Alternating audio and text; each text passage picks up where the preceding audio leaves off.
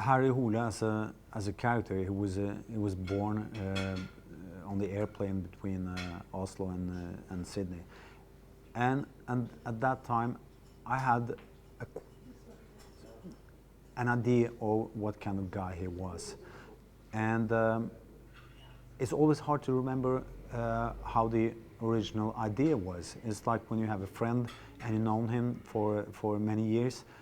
When you look back, you really can't remember how it was, what your first impression was because it sort of develops so over time.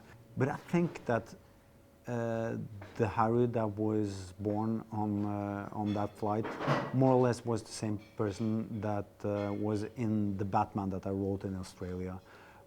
He has developed, I think he has probably moved from being an innocent guy but with problems to a guy who has certainly committed crimes. He has not only solved crimes, he has committed crimes himself. And so he has moved towards the dark side. And over the years he has become more and more like the criminals that he's hunting. So the story also is becoming darker and darker. I've been asked a lot of times how much Harry Hole is in me.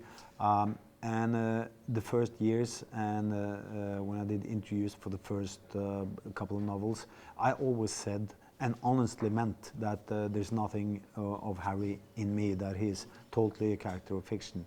Now, over the years, I realized that that is not absolutely true. There's probably more of Harry in me and more of me in Harry than I realized. But it's something that you see later on when you look back, and you can see why you wrote about his personal dilemmas, that it has to do with your own life. And it's also hard to not to put yourself into a character that you write so much about, and just choosing Harry's point of view makes it impossible not to use yourself in that character. I have an idea for Harry's life, for what is going to happen to him, but I don't know exactly how many cases that includes. What I can say is that there's at least 2 more cases, but I've always said that Harry's near future looks bleak.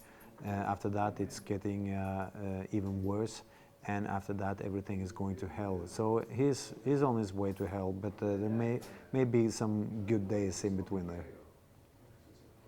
I've never really got fed up with Harry, although I've been writing about him for many years now. I've written about other characters, other kind of stories, short novels, but I've always come back to Harry. And I don't know, he's sort of my, my buddy. He's my best friend. Over the years, I've got to know him quite well, and I like the mix of bad guy, good guy that's in Harry, and that he's not the perfect guy, but his intentions are good, and he's always trying to do good. On the other side, he's got some mean streaks, and that's just the way people are. And so it's to me, he's becoming more and more alive, and thus getting more and more interesting as a character that you can use in literature.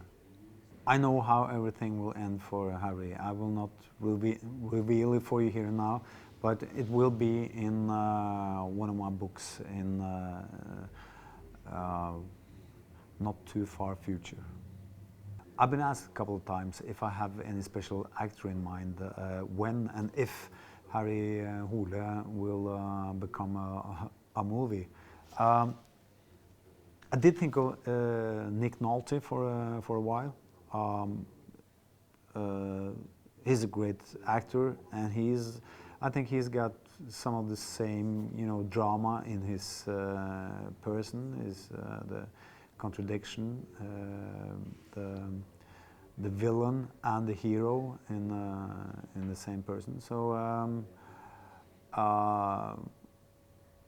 but it's hard for me, you know. I don't think in terms of films. I've said no to Harry Hole becoming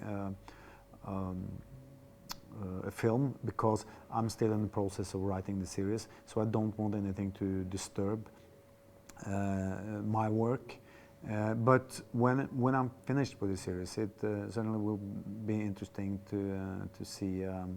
And if they still want to make a movie out of it, then it will be interesting to see what actors could suit that role.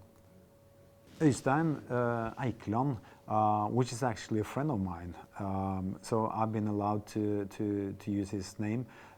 He is the cab driver and Harry's closest friend, and his maybe not his soulmate, because he in my next novel, The Leopard, Harry asks Øystein why did they become friends, because they are so different.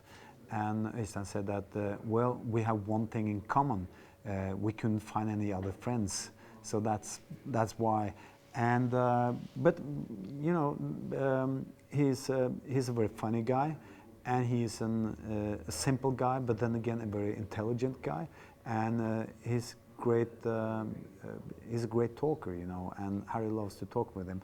And he's also, since Harry doesn't like to tell too much about himself, he's nice to have there because he can tell us things about Harry that Harry himself can't see, and you know, things from his youth and when he grew up. So he's very useful for that purpose.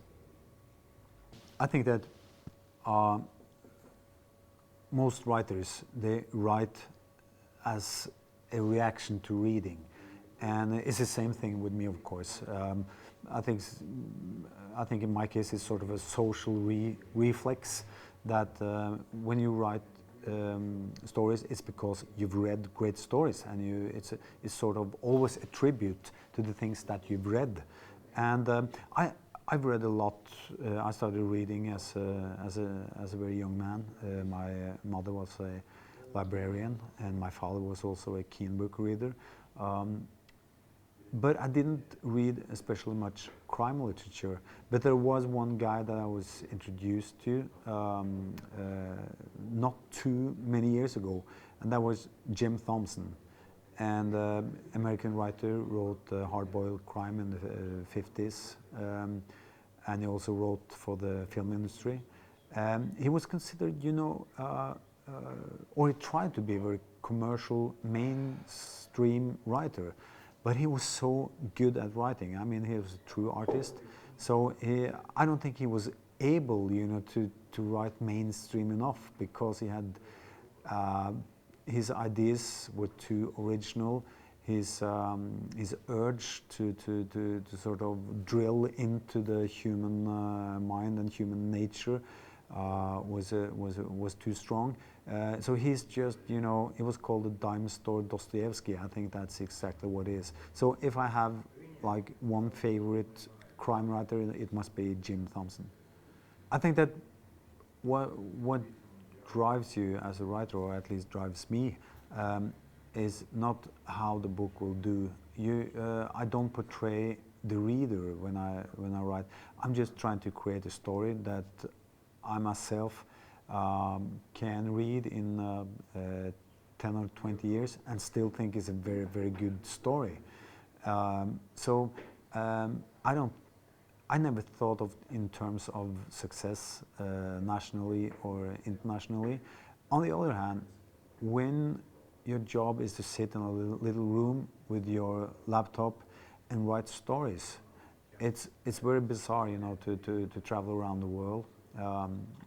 Last year I was in Manila in the Philippines, and I saw my book behind the counter, and it just strikes you that it can't be you. It's impossible that I sit in my little room in Oslo and write about things in Oslo, people in Oslo, things that I know, this restaurant here, and there's an audience in Philippines that are reading about these restaurants where I used to have my dinner and my beers.